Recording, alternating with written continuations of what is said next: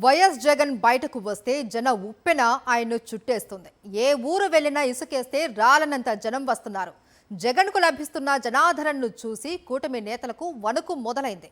మొన్నటి పల్నాడు టూర్లో ఎన్ని ఆంక్షలు పెట్టినా జన సునామీని ఆపలేకపోయారు. దీంతో జనంపై కత్తి కట్టిన కూటమి ప్రభుత్వం వైఎస్ఆర్సీపీ నేతలు కార్యకర్తలపై అక్రమ కేసులు పెట్టి వేధిస్తున్నారు.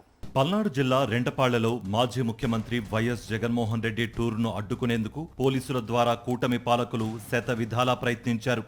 సత్తెనపల్లి, రెంటపాళ్ల చుట్టుపక్కల 20 చెక్పోస్టులు పెట్టి జనాన్ని అడ్డుకోవడానికి వందలాది మంది పోలీసులను మోహరించారు. అయితే అన్ని ఆంక్షలను అధిగమించి వాహనాలను ఆపితే పొలాలకు అడ్డం పడి పరుగులు తీసుకుంటూ జగన్ కోసం వచ్చారు జనం. బైకులపై పొలాల్లో నుంచి వచ్చేశారు. బస్సులెక్కి వచ్చారు. తాడేపల్లి నుంచి కారులో రెంటపాళ్లకు వెళ్లడానికి పట్టే సమయం 2 గంటలు. కానీ జగన్ ఉదయం 11 గంటలకు తాడేపల్లిలో బయలుదేరితే సాయంత్రం 5 గంటలకు రెంటపాళ్ల చేరుకోగలిగారు. జనం ఆయనకు అడుగడుగునా నీరాజనం పట్టారు. అందుకే అన్ని గంటలు పట్టింది. పోలీసులు ఎంత ప్రయత్నించినా జనాన్ని మాత్రం ఆపలేకపోయారు.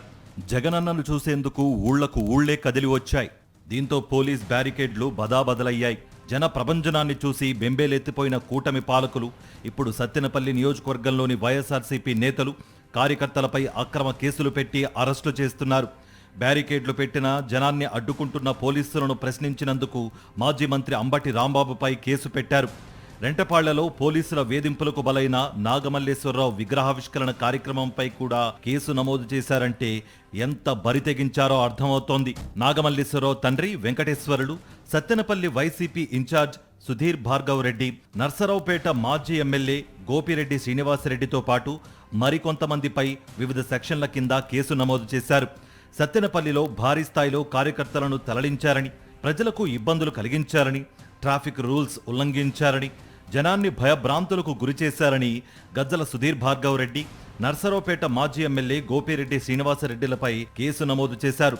పుష్ప 2 సినిమా డైలాగ్ ప్లకార్డ్తో చూపించిన రవితేజ కేసులో గజ్జల సుధీర్ కుమార్ రెడ్డిని కూడా చేర్చారు. రాజుపాలెం మండలం బలిజేపల్లికి చెందిన మేరుగు రాధా ఫేస్బుక్ లో పోస్టులు ఫార్వర్డ్ చేసినందుకు ఆమెపై కేసు నమోదు చేశారు.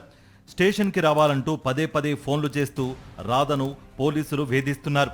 ఇక మాచర్ల నియోజకవర్గ వైఎస్ఆర్ కాంగ్రెస్ పార్టీ విద్యార్థి విభాగం నేత కొండా శ్రీను సోషల్ మీడియాలో పోస్ట్ పెట్టాడంటూ గుంటూరులో అతన్ని దుర్గి పోలీసులు అదుపులోకి తీసుకున్నారు. శ్రీనును ఏ స్టేషన్కి తీసుకువెళ్లారో తెలియడం లేదంటూ అతని తల్లిదండ్రులు ఆందోళనతో Durgi, Macherla 2 town, rural police station చుట్టూ తిరుగుతున్నారు. పోలీసులు మాత్రం తమకేమీ సంబంధం లేదని చెబుతున్నారు.